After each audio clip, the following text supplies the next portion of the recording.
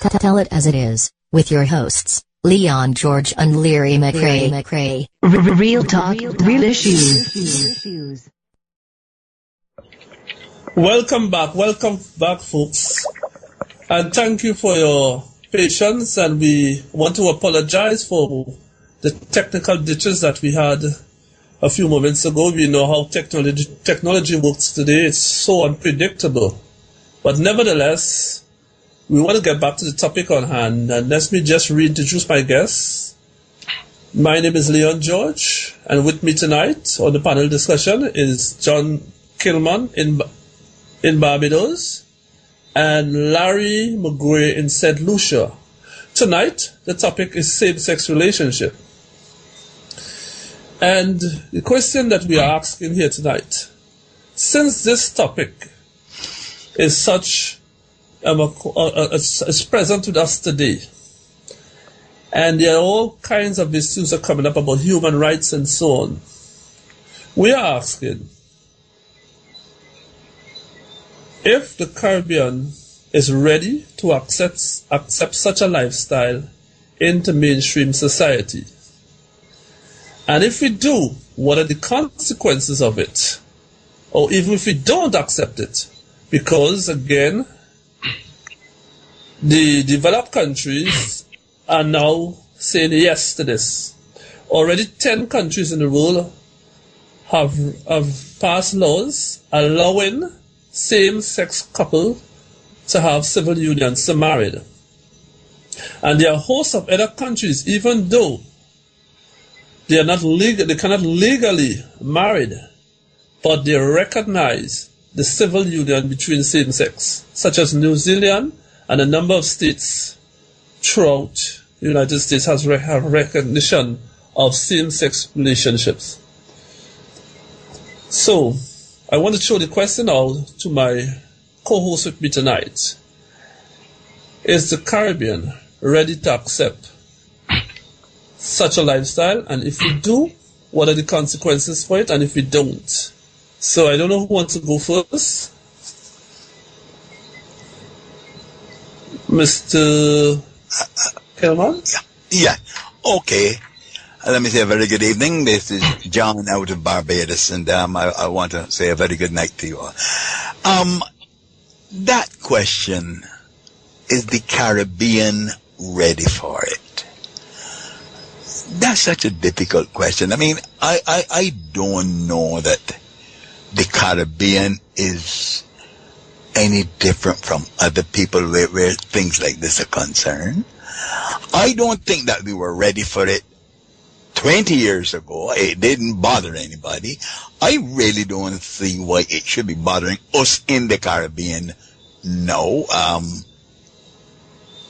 I am at a loss as to how to answer this, because as far as I am concerned, that is a consensual something between two adults. And if somebody wants to do, I don't see why that should reach the public. I don't see why it should reach government level. I really don't. So, I mean, there's a question I would like to ask. And that question is, what is the purpose of a same-sex relationship? Well, before I go to Larry in St. Lucia, I would just like to respond. Now, there's a three dimensions to this situation. One, you have the moral, legal, and social implications to deal with. Now, we hear so much about human rights. These couples, these individuals who make a choice to get into union with same-sex relationships, what about in the case of one partner dying, or one is being separated to share things like assets and so on? You have these things like immigration, for instance. If someone married in the United States and wants to come and live in Barbados or Trinidad and Tobago, could right now one could certainly apply or get resident status for a spouse, a husband or wife to live within the country. So you have these issues are going to come up, and if they don't have the right to say, I cannot apply for my spouse to live in Barbados or St. Lucia, where are my rights? Just because I choose to marry someone who is the same sex of me, I don't have the right to say that a person could come and live here? I am an individual. I am a citizen of this country, whatever country it may be. And what you're going to have here is some form of discrimination is being called upon or called because they are saying, because my choice is, I can't have these legal rights to this or legal rights to that. The state now have set a standard for me to live by, and I don't think that the state have any right to set a standard for me to live by. You will have these kinds of issues coming up. Well, let me reply to that. Right now, there are certain countries that uphold polygamous relationships, polygamous marriages. We don't have it here in the Caribbean. So since it has not been legalized here, how would you expect to think that your rights are trodden on when you're coming here with something which is a right in your country, but it isn't a right here? And I have the same sovereign right to be independent in my country, where my laws are concerned, as you have in yours. So if you talk about same-sex relationships, then it would have to be a worldwide something to accommodate those people who are ahead of us. But if we don't have it here, we are not treading on your rights. There is no right here that we are depriving you of, because it is not a law here. Well, I would certainly like to respond to you, but because there are a number of things that you said there that is a little inaccurate in terms of the polygamous law, the polygamous laws, and so on. We have that here in Trinidad and Tobago here. And I could show you, whilst the state, our constitution state that a man could only marry once, this very same constitution guaranteed the right for freedom of religion. And if your religion allows you to marry more than once, there's a technicality in the law there that you could get past. The part of that clause in the Constitution would say a man or a woman should only have one wife or one husband. But then the same Constitution guarantees freedom of religion. So just because of that, because of your religion, you can get by with that. But you see, I want to bring in Mr. Gray in St. Lucia and get his thoughts on this, you know. First of all, let me say good night to all the listeners around the world tonight. Yeah, nice to be on the show tonight with you guys. Well, first of all, I must say, I don't think it's right for no man should be in a relationship with a man, vice versa, likewise a woman should be in a relationship with a woman. I think it's totally wrong for any same sex should be having a relationship with each other. Well, you said, I listened to you and you said, I don't think it is right. Now, that is your view. You don't think that is right. But bear in mind, everybody don't see the world the same way. That's true. While you may not think it is right, other individuals who have different ethical standards and grew up in different cultural backgrounds and so on to you can't expect them to see the world how you see it, or see things the way that you will see it. You see, and this is a problem today. Many of us believe that things is wrong because our opinion tells us that. Our religious doctrine, our ethical standard, our cultural inheritance tells us and teaches us that it is wrong, and we adopt it without regards for people who come from societies that are much different from ours in terms of their own history and culture, and therefore we go with we standards and think or want to believe that the world should accept our standards. This is not indicative to Caribbean people. This is something that you will find all over the world throughout any society that you go in. But can I interject here? Oh, sure. Yeah. Now, I want to differ from Larry a wee bit in that I do not consider homosexuality, and I've got to be very careful how I say this, and I sincerely hope the listeners will follow me closely. Homosexuality, I don't consider it sinful. Now that is going to create a few erasers. Let me explain what I'm saying. Yes, because I'm anxious to see where you're going with this. Yeah, because a man indulges in homosexuality, that does not make him a homosexual. It is the same way that a man who steals, that's a crime. But if he is a kleptomaniac, he is not guilty of stealing. It is an illness. That is a disorder.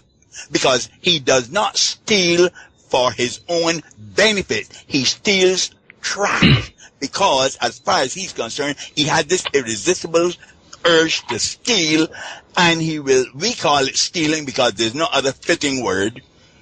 But he must take something, although it has no value to him. Unlike the chap who is guilty of larceny, who steals something that he can profit by. And there are people who will go into homosexuality for the sake of some economic gain. Those are people who dabble with it for a particular reason. But the homosexual, if you get a real clinical diagnosis of homosexuality, it is an involuntary sexual attraction towards someone of the same sex. The operative word is involuntary, and I can give you a list of the causations and the predispositions to that, which we could go in a little later on. So it is really an illness, a disorder, which does not deserve a penalty, but rather therapy. Therapy, as you said, therapy. See, I mean, we've gone ahead here. However, there are people who genetically made up that way, and there's nothing they could do about it. Now, our society does not want to accept that a man or woman or individual could have a body, a physical body of a man, but inside of them, the feeling is like a woman. I have listened to the guy from Norway who had the first sex change operation in history, and he made the statement quite clearly. He felt like a woman trapped in a man's body. Now, many people didn't make themselves. That imbalance or that hormones that they were born with, and that's something that genetically inclined in them, genetically made up. That's a genetic makeup. How could someone receive treatment for that? I have listened to people who you might consider getting involved with same-sex relationship, how they cry night and day, they pray hard, please God make me straight. And they tried and tried and tried, but no matter what they do, it's in them, it's a part of them. Society don't accept them. Yeah, you know how many pain and how many people suffer daily because they can't come out of the closet. They even commit suicide. And it's because society don't want to even give them a hearing. We don't even want to hear them.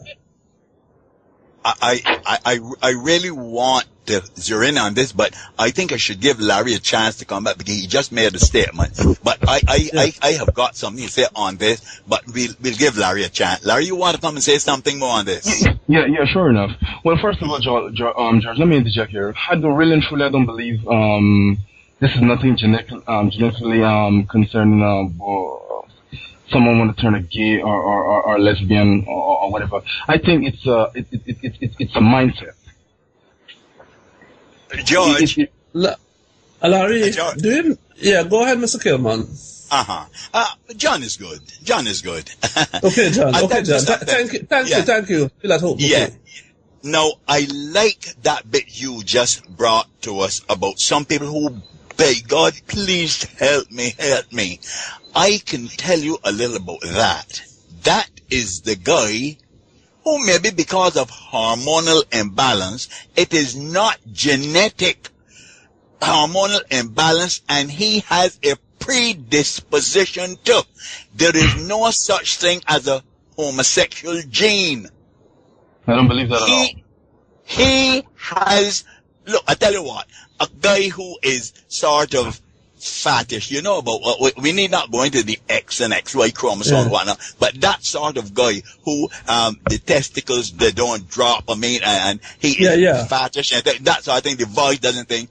He finds himself in a situation where the boys tend to ostracize him because he's not like them. The girls tend to ostracize him because he is not the He-Man sort. So he has no friends. And man is the gregarious animal. He needs company. And when he finds himself out there on a limb, he has this torture of being ostracized. And the predisposition is that he seeks company, and maybe there are others who are thus afflicted, and he will find company with them, and this can lead him into that thing because it is a comfort zone. He does not born female. He is male, but he has this predisposition because, and that is where we get the idea of the ego dystonic homosexuality. And that is where the guy in himself, I do this, but I really don't want to. And the individual would have acquired the tendency by a predisposition, but is feeling guilty and he's feeling remorse because of the sort of anguish which he gets, and his convictions against it. He knows it is wrong because he was taught that, and he has accepted that this is sinful. But because of the feelings he get, he is into it. And what happens is that you may find a few of these who will be converted. But then there are others who give up after a time because the fight is so strong, and they give up and decide, let me be who I am. And they stay in it. But this is not a homosexual gene. It is not. Well, it is a predisposition. Well, I want to say that I agree with you on one issue. One, there is no such thing as a homosexual gene. Then it cannot be genetic. Okay, right. Don't see. It cannot be genetic. Being gay is a different issue. That's a different issue of being, because homosexual or homosexuality, as we know, is a conduct, is an act, is a behavior. There's no gene for that. Right? But being gay, that is something else you were speaking about here now. You have issues with the opposite sex. You don't feel attracted to the opposite sex. Why they feel so? And so on. It's another issue. There are some people like that from small. They don't feel attracted to the opposite sex. They only feel attracted to the people of the same sex. Now, there are some people I say, because of practice and so on and certain circumstances, they would have get to be that way. But some people, I believe, born that way. Whether we accept it, don't accept it, I just believe there are people who born that way, that they're just not attracted to the opposite sex. Okay, let me ask. There is something, however, again, called bi-curious, where somebody will want to go with this person of the same sex just to experience how that will feel. That is something as myself that I leave. That is up to the individual to do that and get involved with that. That is not homosexuality. That is not homosexuality. No. That is a fellow who indulges in homosexual behavior. But he's not a homosexual. That's a homosexual, correct? You see, but see, I tell you what, something, Larry. I'll come back and give you a bit, but no, he has introduced this. Let me strike the iron while it is hot. Okay, go ahead. We have people very much like what you've described, George, from childhood. It is not genetic, so they're not born that way. Let me tell you something that can happen, and a lot of people don't think of it. Let me give you a particular incident. It is known that young children sit at times and they explore and exhibit their genitals before each other. That is the normal child behavior. Correct. There could be siblings. Now you may find that these children are the children of an extremely religious parentage. The mother or father discovers this and begin to preach hell and damnation. You shouldn't do this. It is a sin. God will do this with you and God will do that. And that tender age, you will so traumatize these little children that somewhere in there, without you knowing it and unconsciously, in that tender formative year, that child can destroy the natural development of his heterosexual technique. And they can refrain from looking at the other's genitals and that sort of thing. It is sin. Don't look at that. Don't touch it. The same thing happens with masturbation. You know the amount of parents who told children that if you do that, you're going to be blind. Correct. You see, the parents are doing this in order to get them on the straight and narrow, to get them away from the path of unrighteousness. But you're doing it the wrong way, because people don't know that when you play with children's mind, what you do, and children live what they learn. They're not like us. They don't see gray, they see black and white. We as adults see gray, a mixture of black and white. Children don't. You see, Larry, sorry, go ahead. Sorry, I'm sorry. Yeah. I just wanted to make that point because I'll show you some other examples too. But that sort of thing, see, when the child is almost beaten sometimes for doing this, and it is a deterrent. And at that tender age where they cannot argue with mommy, till she gone and hide and do it, they begin to feel fear. Even to touch their own genitals, they don't want to do that. This is known to have happened.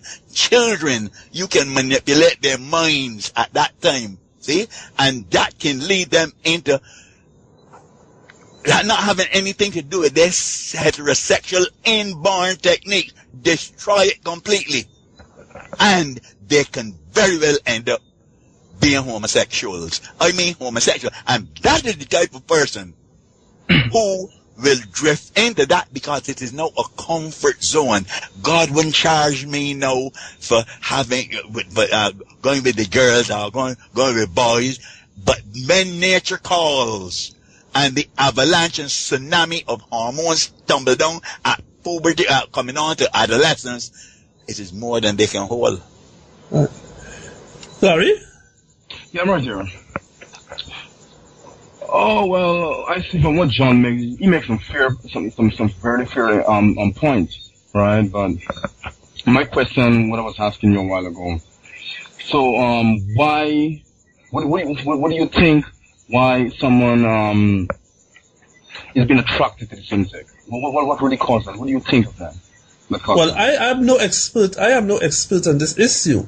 I throw the question out tonight and bring this topic up for discussion because it's a topic that is an issue that is here with us, and we have to discuss it. It's not a topic that we could no longer ignore. But to say that I'm an expert on this or I'm authority on these issues, I'm definitely not. Now, we want to coming up to a break, and when we come back, we will start taking calls.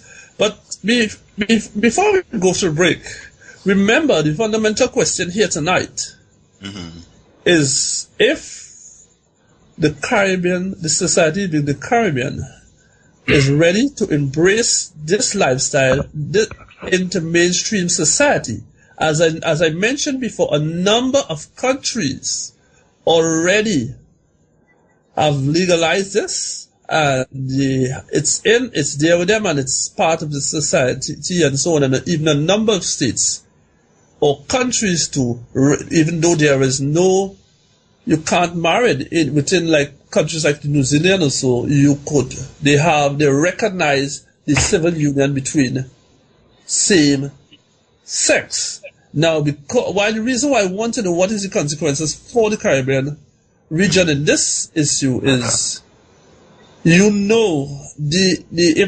countries, when you have the big Western countries accepting this lifestyle, they are now going to tell us that we are engaging in a human rights violation by not accepting people of same sex to have the same rights in terms of the right to marry, the right to adopt children, and all these other issues and so on. It's already beginning to show its head. What I want to know, if we accept it, what are the implications of accepting it? And if we don't accept it, what are the implications also if the Western world now start to tell us that we have no choice, else we will be engaging in human rights violation? Well, let me give my little input here. Really and truly, I don't believe. And then we'll go for a break after. Yeah. Can I make my point? Oh yeah, go ahead. Yeah. Oh yeah, sure. Really and truly, I don't believe it's a human rights violation. I just don't think we are not ready for that. For legalizing gay rights or whatever in the Caribbean, and I don't believe we'll be ever ready either. I don't believe so. Okay. Well, what is ready? To accept such behavior in the Caribbean legally, I just don't believe that. Well, because as I told you earlier on, I think it is wrong. I think it's abomination, and biblically, it's not right. Well, that's the thing.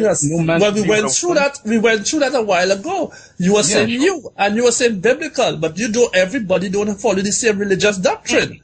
And I don't know. Yeah, go ahead. Go ahead. Yeah. And I don't think, and in all fairness, I don't think there's, in mainstream religion, I don't think there's any religion in today's world who accepts such a lifestyle. Now, throughout history, if you go back into the history of it, you will see that is not so. There are a lot of mainstream religions today who accepted that and embrace it. But in today's world, they will tell you such a lifestyle cannot and will never be accepted. But if you look at the history of this same-sex marriage, you will see something different. Yes, Miss John? Yeah. I mean, Larry keeps saying that it is his opinion. I mean, and I have to appreciate that. Let me show you something that we need to look at. Mm-hmm. Remember I told you that I don't see it as sinful. I see it as unnatural. It is unnatural. It is not according to nature. I don't put God in this at all. And let me say something to you, George, that is worthy of note. And this is not something I got from any research. This is just my discovery, something that I'm reading that I came across this. Do you know that a country has something known as a constitution? You know that? Of course. And of that course. constitution is the sacred document of that country. We have evidence from the Bible that God is reported to have given Moses 10 commandments, whereby the children of Israel would understand God's dictates and his requirements. I want you to show me which of those 10 even remotely refers to homosexuality. Good. Okay, good. So we're going to go for a break here, and when we come back, we give you the numbers, and then we will tell you how to get in on the program. So, this is Tell It As It Is. We'll be back in a moment. Let's spring into action. In today's demonstration, let's see what happens to those that drink and drive.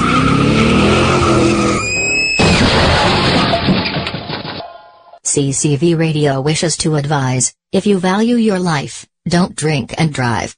If you decide to have a few, take a back seat and have a designated driver.